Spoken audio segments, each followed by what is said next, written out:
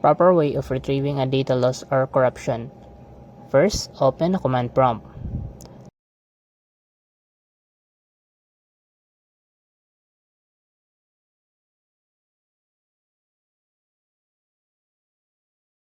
Type DISM space /online space /cleanup -image space /restore held, then enter.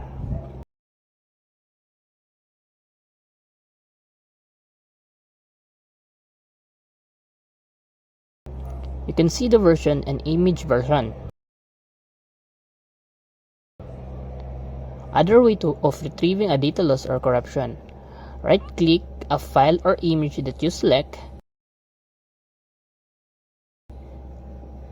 then click Restore Previous Version, then click OK.